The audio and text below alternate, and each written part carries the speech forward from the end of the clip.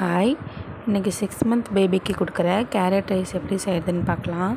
அதுக்கு ஒரு சின்ன சைஸ் கேரட் எடுத்துக்கோங்க. அதை நல்லா தோல் சீவிட்டு இது போல் குட்டி குட்டியாக கட் பண்ணி வாஷ் பண்ணி எடுத்துக்கோங்க.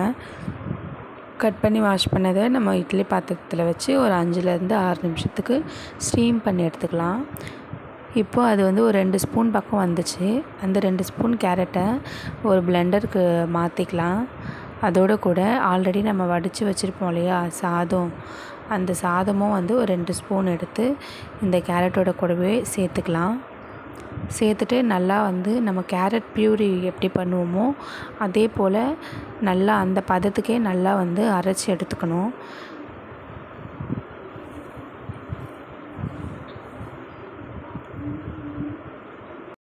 இது கூட எதுவுமே நம்ம சேர்க்க தேவையில்லை.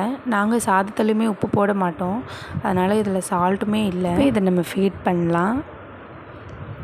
நான் ஒரு 2லேருந்து ஒரு 3 ஸ்பூன் பக்கம் தான் அவள் சாப்பிட்டா. அதுக்கு மேலே அவள் சாப்பிடல. நானுமே ஃபோர்ஸ் பண்ணலை, ஏன்னா இப்போ தான் ஃபஸ்ட் டைம் கொடுக்குறோம் அப்படின்றதுனால ஃபோர்ஸ் பண்ணாமல் ஊட்டியாச்சு. ஒரு ஸ்பூன் சாதத்துக்கு நடுவில் கொஞ்சம் தண்ணியுமே கொடுத்துக்கோங்க.